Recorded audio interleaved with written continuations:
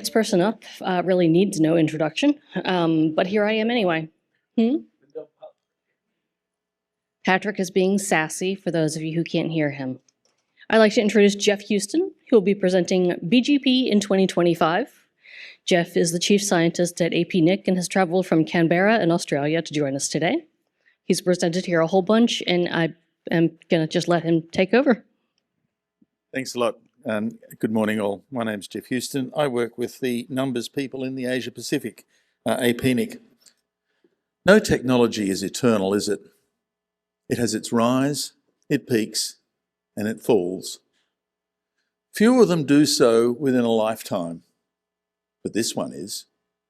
What we've seen over the last, 40 years is that euphoric rise, the massive boom, the bubble. It's peaking. Where does it go from there? Well, inevitably somewhere else. The letters AI are probably a part of this. So what I'd like to do is actually introduce a topic that for this particular nanog appears to be the first time in 3 days that we're actually talking about it, the big I internet, all of the internet all at once. And there are very few ways to be able to look at all of the internet all at once. But oddly enough, routing gives you one of those perspectives, because the routing system is one of the few technologies that gets all of the internet's information and brings it to your router. All known destinations are there in real time, all the time. And if you sit there and every few hours or so count the number of entries, and this is for IPv4 in the forwarding table, and do so since, 1994 or so, you get a picture that looks a lot like that. And there are some certainly interesting things buried inside that data. We thought in 1994 we had a problem when it got to 20,000 routes. We didn't. You can see the boom and bust of the year 2000. You can actually see that quite euphoric rise in the 2000s when mobile systems took over the entire internet, and instead of talking about millions, we started to talk about hundreds of millions of endpoints, just growing and growing and growing.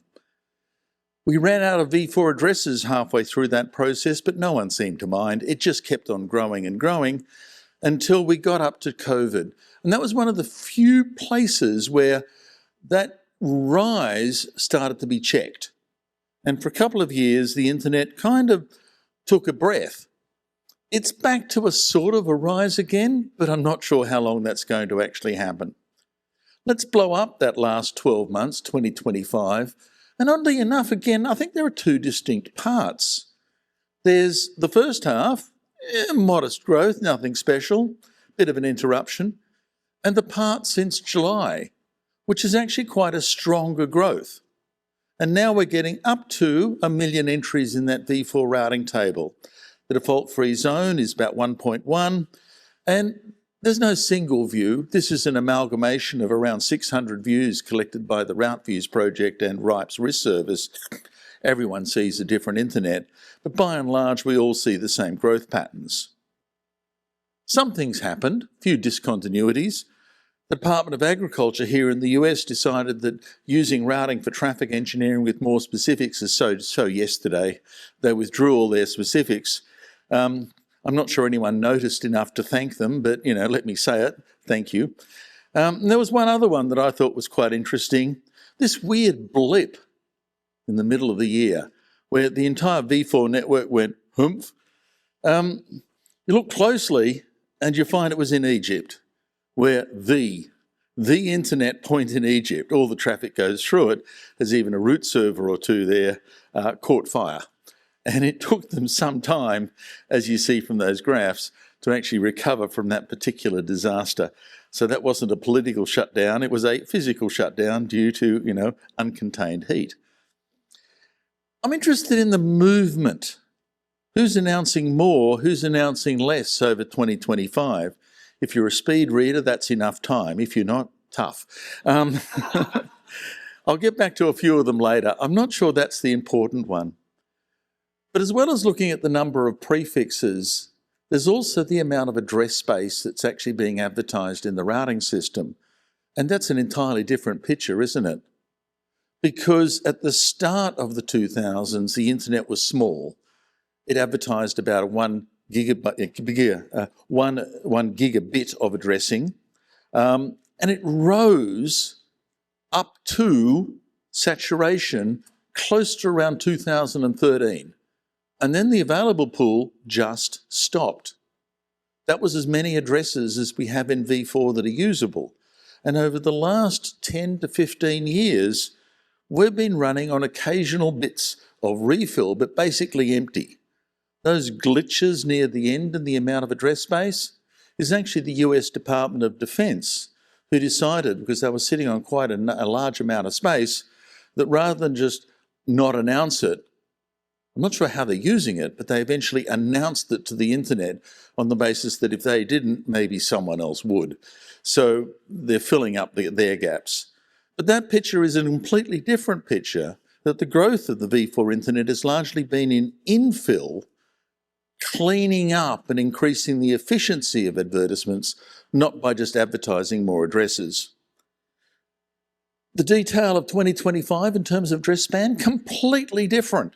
The amount of address space has actually shrunk, and you find a whole lot of players withdrawing and announcing blocks of addresses in various ways, giving large discontinuities in that picture. You also notice in address space, the disparity is a lot lower. Even though the routing system gives you different prefixes, BGP still manages to do a pretty decent job of making sure that everyone sees advertisements to every reachable address.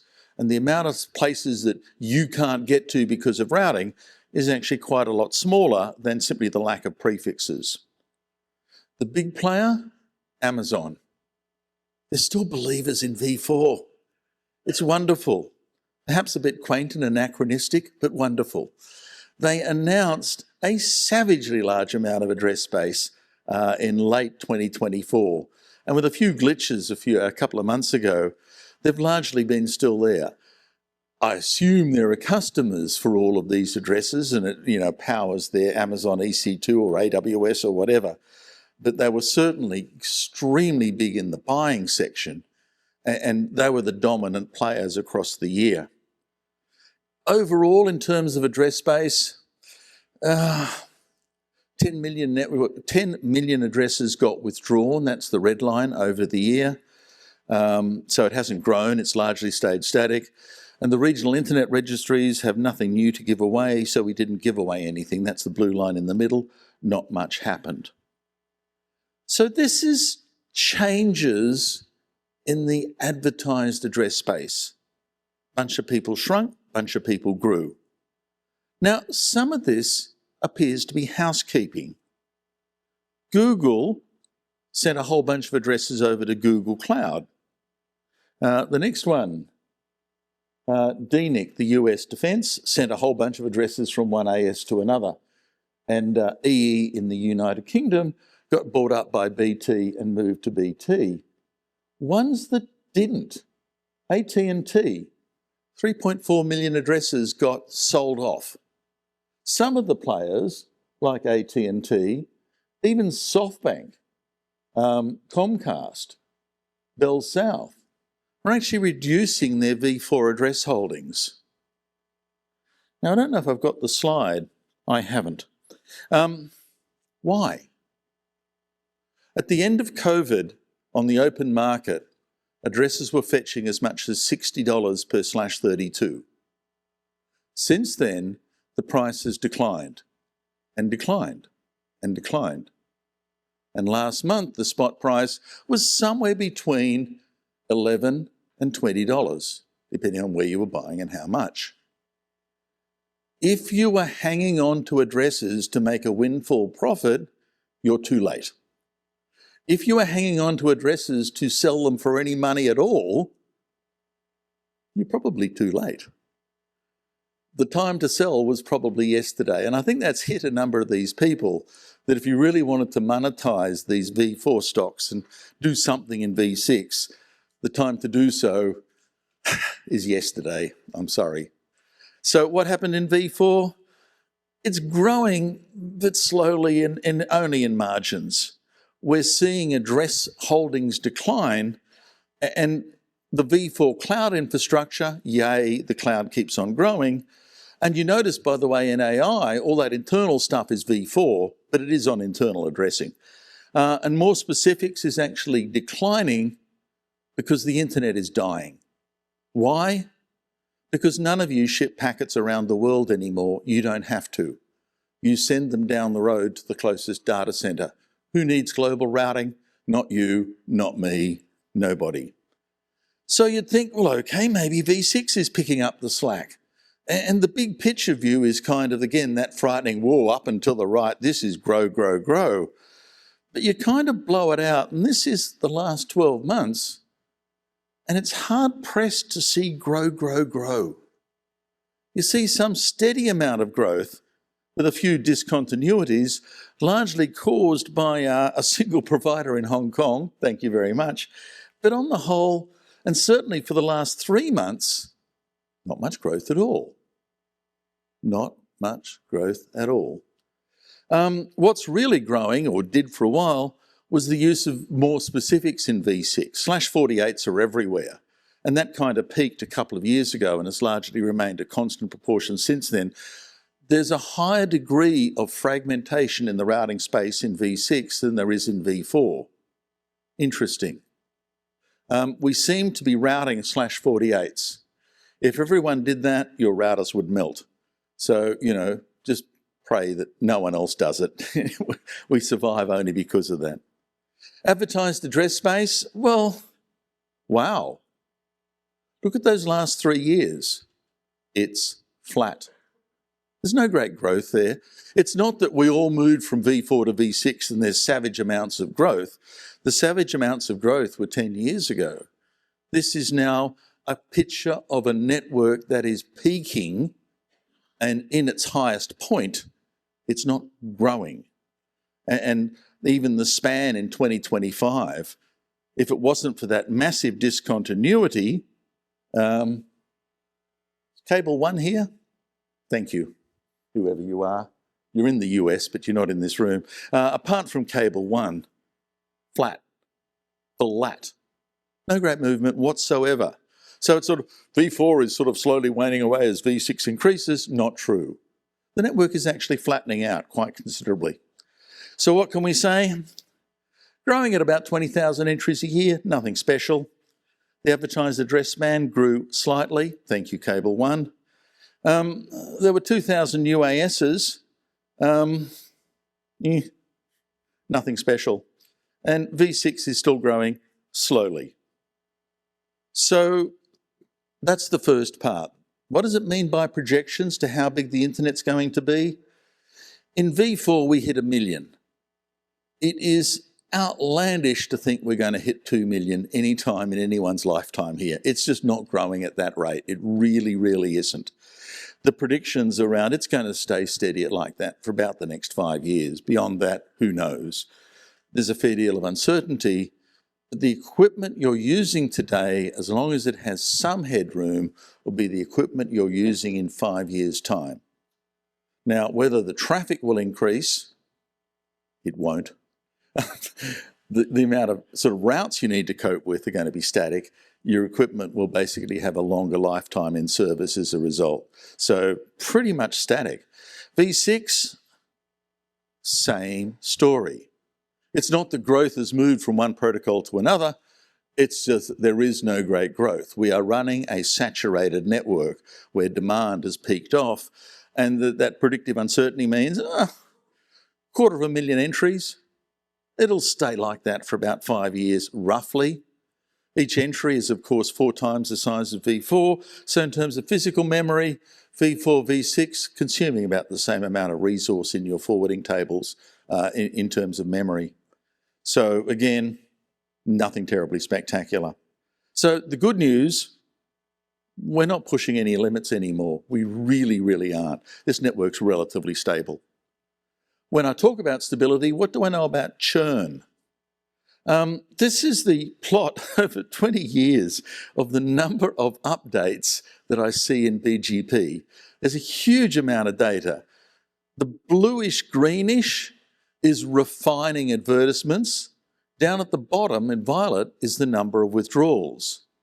In a distance vector protocol, more people playing should equal more activity.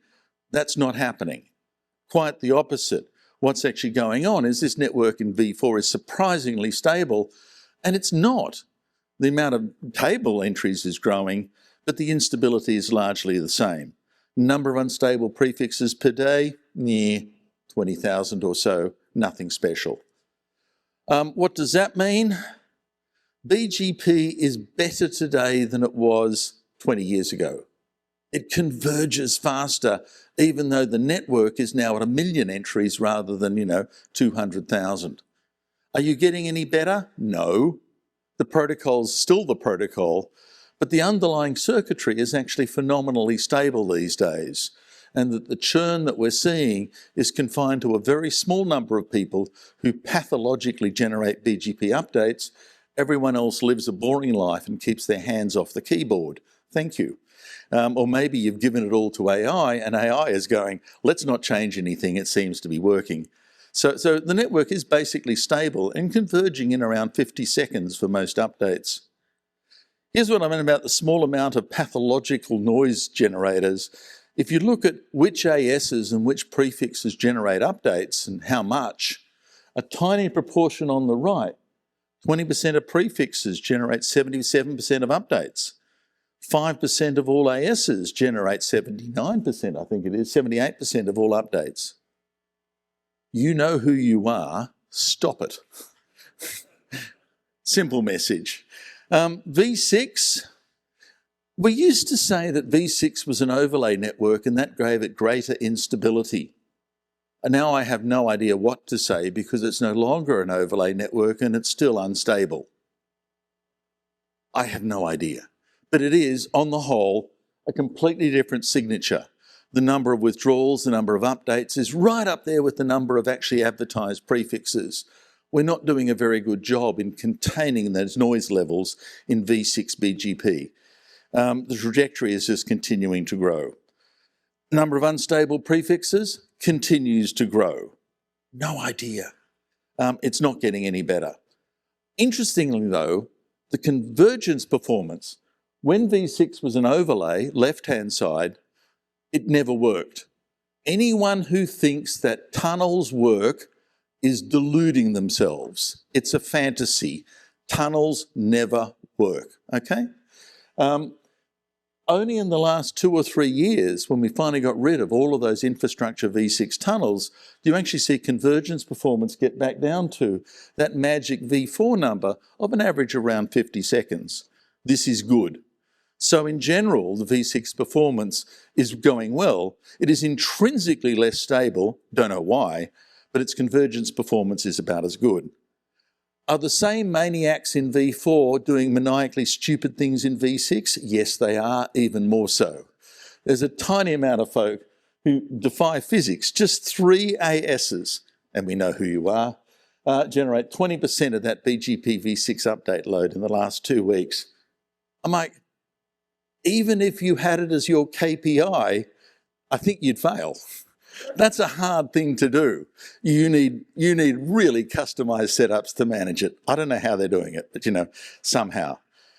So what I can say about conclusions? The last big revolution in the internet was the mobile phone industry, where we scaled away from things on people's desks and things in people's houses to cars, pockets, you name it, ubiquitous connectivity with a mobile phone industry behind it, giving connectivity everywhere. There is no long-term growth pressure. As consumers, you've had enough. You're not buying more internet devices or putting more things on. We're saturating.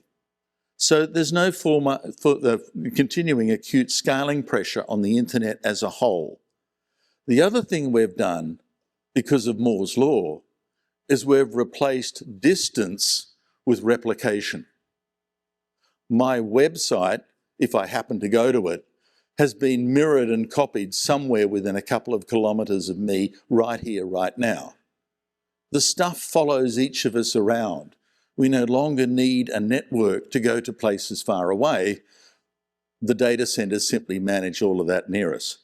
So what's going on is that the routing system is being stressed less and less, and the internet is increasingly just a last mile switching problem, which is fine. That's what makes it cheap, and that's what makes it fast. Because if you learn one thing from economics, and I don't think I heard it from her, but it's true, cost is distance squared. The longer you have to move traffic, the harder it is, the less bandwidth you've got, and the more it costs. The shorter the path, and data centres are a great example, you can reasonably talk about terabit and get away with it because it's low distance, everything works. So instability levels are high still in parts of V6. There's some training to do, but on the whole, things are fine. I said all that, go and read it again. If you're in the business of still routing, and some of us are, there are a few things you should remember. One, know your limits. When we tipped over 1 million, it caused some heartache. And some folk have experimented with automatic fib compression to try and keep the number of entries in their really expensive memory in their routers below what they've provisioned, because once you run out of that memory, bad things happen. That's an option. But the good news is it's not going to double. It's not going to triple. The demands of the routing system have largely tapered off. And what we're seeing now is a network that is entering a period of, we can either call it stability or long, slow decline. That's your choice, but that's where we are. You should really look at your router from time to time just to see if you haven't melted something. You should be looking at around 1 megabyte of 32-bit V4 and around 350K for V6 for your entries in your line caches. If you've got that, you don't lose sleep over it. And quite frankly, you don't need to run a full internet routing system. You don't need to do the full routing table. Default serves so many people. Just aim default at the nearest data centre and your users won't know. They won't see the difference. And time for hot caching and line card fibs, maybe 5 years ago was a hot topic. These days, I think Moore's Law has managed to get over that problem. This stuff is affordable and viable. It just works. So it's a different kind of story from a few years ago, one where the uncertainty levels were high and the whole V6, V4 thing was throwing us into confusion, to one that largely says, it's a solved problem. It's a problem that, quite frankly, I'm not sure there's much more to say. We're moving beyond it into a post-internet world, and frankly, I welcome my new AI overlords. Thank you.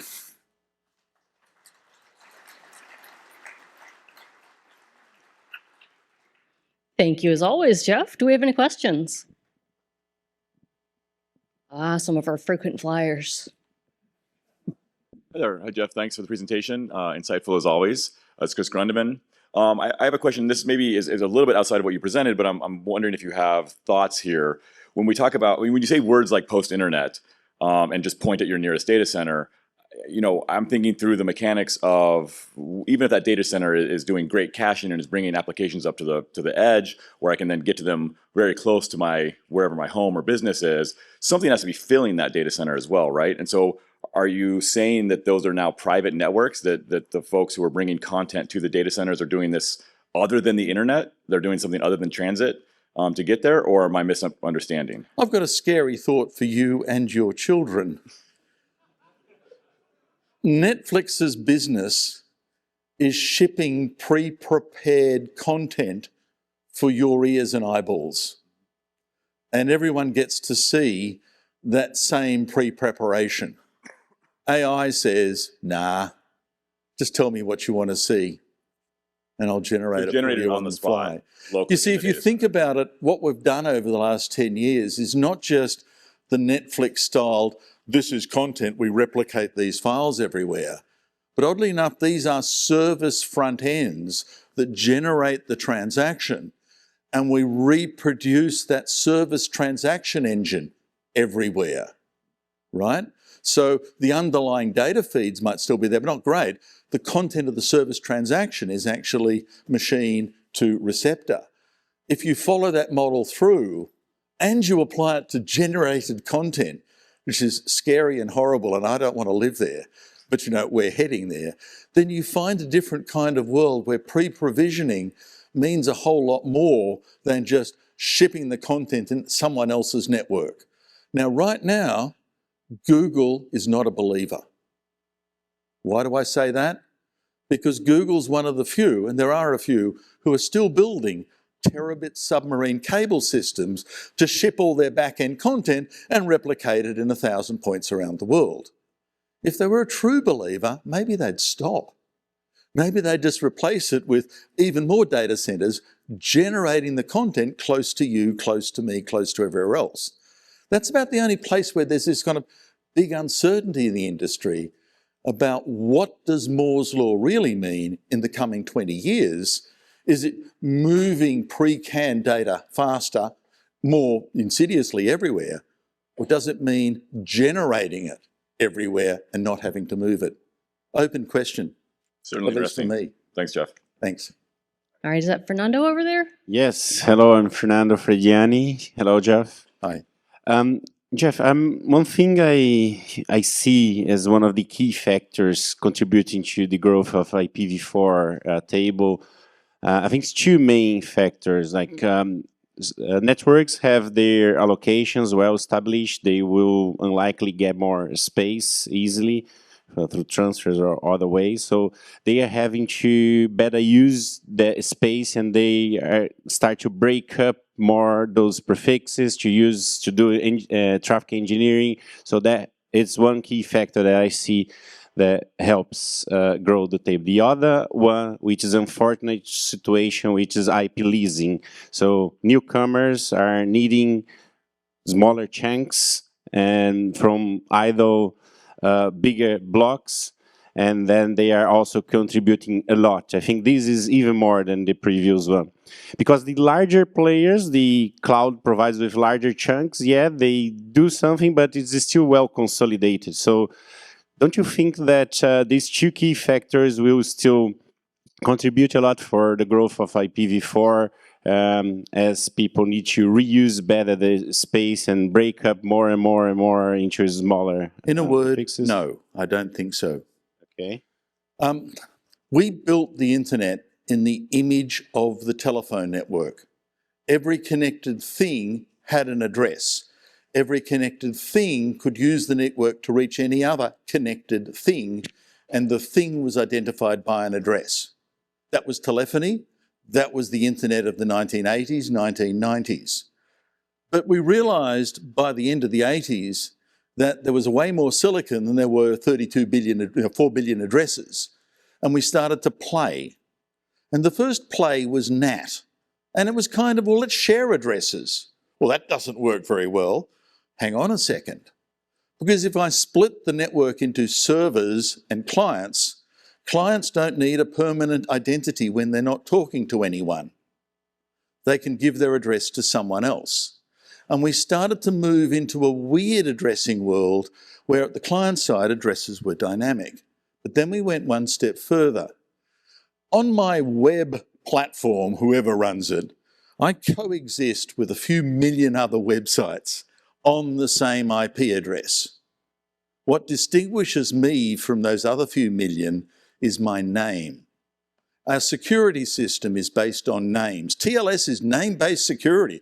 I don't care what addresses you're using. And we've actually moved to a name-based networking. Addresses are historical artifacts to stop routers getting confused. They're not an intrinsic part of today's architecture. We don't care anymore. We can't, because if you want to scale to 30 billion devices, no one's got the money to uniquely number everyone with a permanent address, and we don't want to pay that cost. So oddly enough, we just gaily tripped over into the DNS, high DNS, and gave the entire network architecture to them. So in some ways, We are a name-based network where addresses merely prop up the movement of packets and not much else. That's the long answer. Patrick. Hi, Patrick Elmore, representing Tigger. I agree that distribution and caching has greatly reduced the need for a global backbone. I may have personally had something to do with that. But I disagree that you still don't need the backbone. Generative AI is not going to tell you what your bank account looks like, generated there on the local one. I want it to tell me what I want my bank account to be. Right. And when you go to look up your bank balance, generative AI is not going to give you that. You still have to get back to the bank's data center. Secondly, I think you forgot that generative AI requires it to suck up the entire internet, and then it requires all those AI servers to talk to all those other AI servers. And there may actually be more traffic AI to AI than there is human to AI right now. There's a distinct difference, and there always has been, between what I'd call the public shared communications realm, the internet, and what happens behind that. Meta runs some kind of internal protocol across all their data centers. I have no idea what it is, and frankly, I don't care. And nor should anyone else. It's theirs. Same with Google, same with the others. Now, it's great that they use standardized protocols, etc., because that might give them cheaper access to technology, and that might count. But it doesn't impact the rest of us. And there's this splitting between what happens in corporate private realms and what happens in shared public comms realms, which is these days quite a distinction. And that's also driving my view around this. So yeah, I appreciate comms is still going to happen in one way or form. This common shared public resource, wow, that's a really hard question and a long debate, quite frankly. Yeah. All right, our last question is an online question. From online, Matthew Peacock, unaffiliated, says, great talk, Geoff. Does some of the changes in announcement correlate with what Doug Midori saw with Ukraine prefixes being moved into AWS and other providers, and AT&T changing policies on announcing prefixes for other people under AS 7018? Both of those things come into it, Matthew, yes. That is all part of it. But there's also, if you look closely into the buying and selling, which is the transfer logs of the various RIRs, you'll see some of the traditional large-scale ISPs divesting themselves of some of their IPv4 assets and doing so now. And my suspicion is that they think they're going to get as much money for it now as they'll ever get, and they can make up what they need in V6, because the world of V6 services is big enough, and for most markets, certainly in this area of the world of V6 penetration into retail is big enough that you don't need huge amounts of V4 inventory to run an ISP anymore. So they're monetizing while there's still money in it, and I can't blame them. I would too. Thank you very much. All right, thank you, Geoff. Thank you.